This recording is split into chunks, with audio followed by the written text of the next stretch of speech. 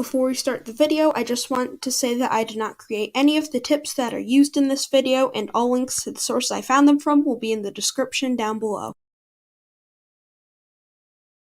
Hey guys, I'm Narwhal, and today I'll be showing you 6 helpful tips on Skewb that I think you should know about. So why Skewb and not any other event? It's because it's a niche topic that no one has talked about, and I just need a video idea. So anyway, these tips are going to be ranging from beginner to beginner, like beginner of beginner. Oh my god, edit that out. Before we start, I just want to say that these tips will be ranging from the absolute beginner to going more and more advanced as the video progresses. So with all that out of the way, let's get started. For those of you that only use hand scrambles because computer generated ones are like too weird to understand, you've come to the right place.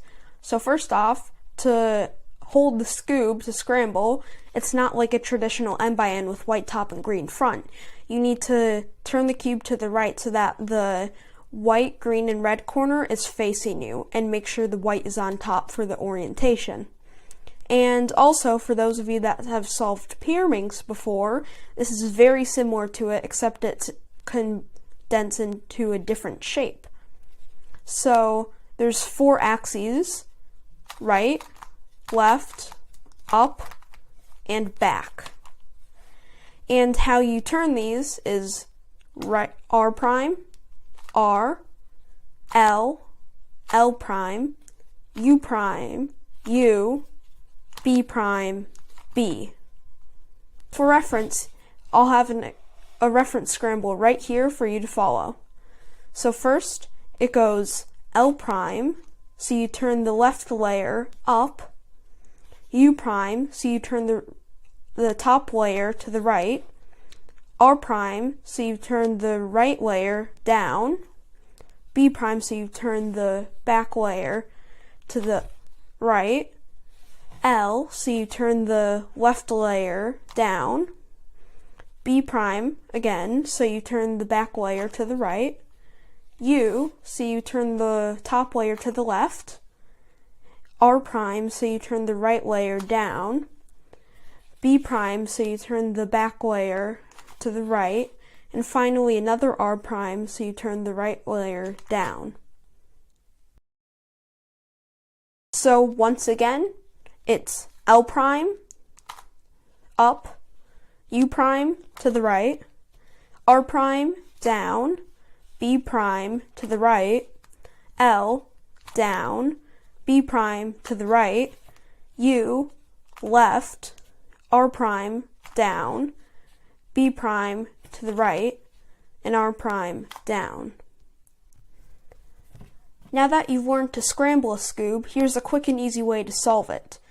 So I found this tutorial a couple years ago, and it's from like 2010, and I'll link it up here if I can find it.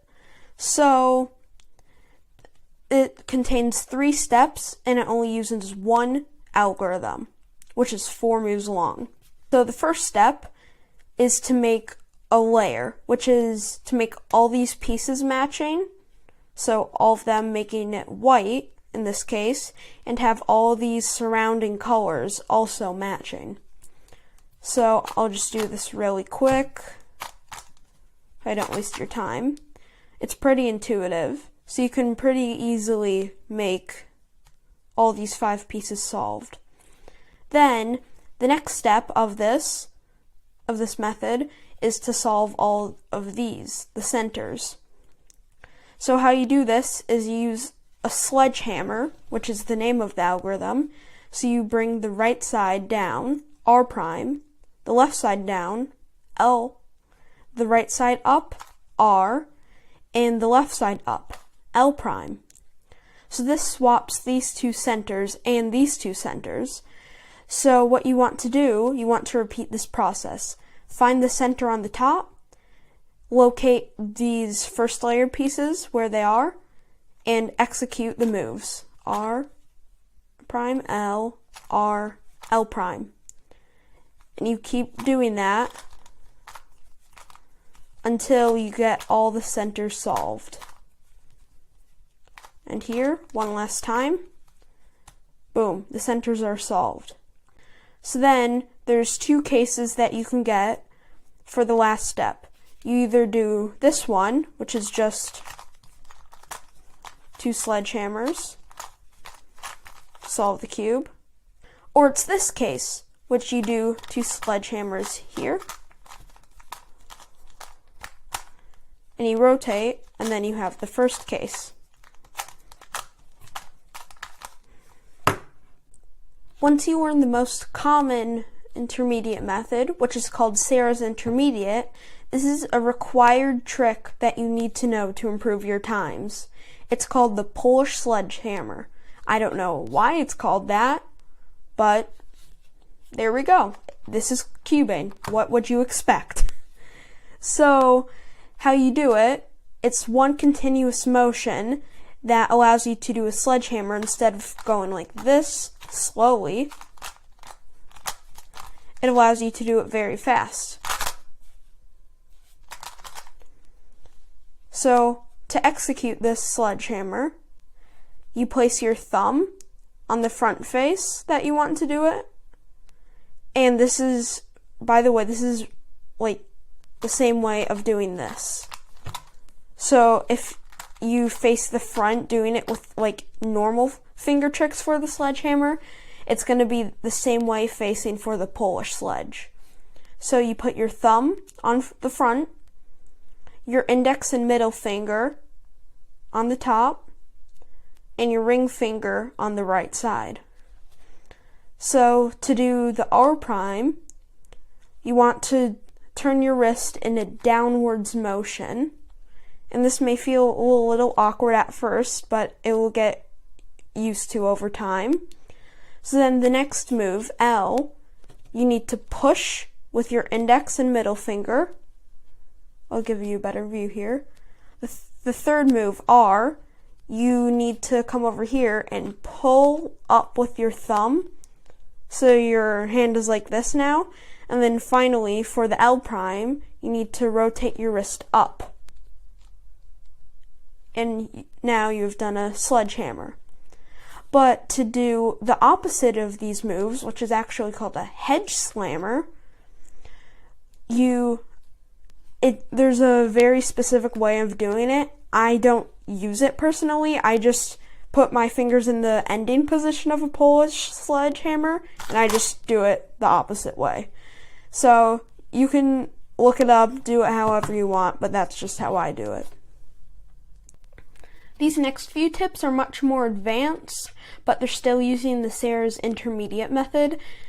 These are almost like a helping hand to moving to Sarah's advanced with all the 120 algorithms that it has. So if you're just starting to learn Sarah's intermediate, don't learn these. But if you're trying to reach like the sub 4-5 barrier, then these are definitely worth it to learn. The first of these more advanced tips is if you solve the first layer and then all of the corners get solved, but 3 centers are remaining that are all adjacent to each other.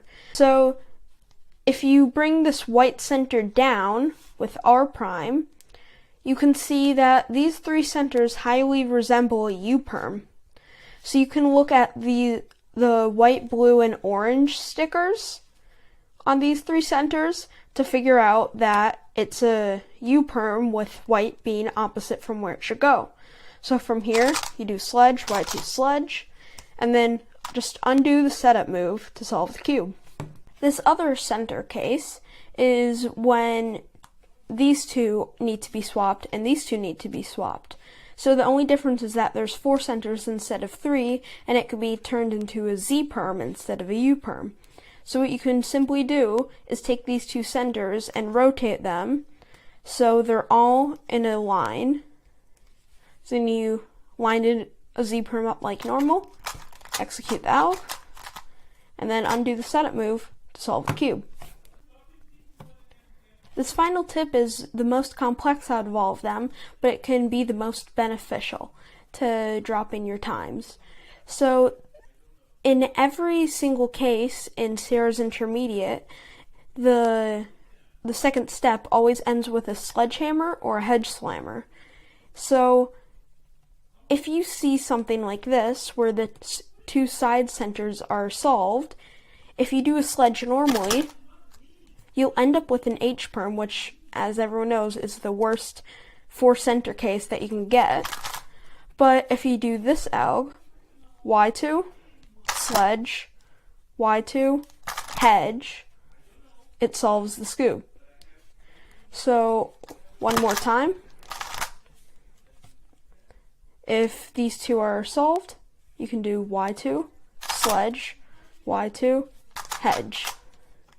And then the opposite is true for if you have a hedge slammer that goes into an H-perm. You can do Y2, Y2, sledge, and that solves the Skewb. If you found these tips helpful, make sure to like and subscribe, and I'll see you guys next time.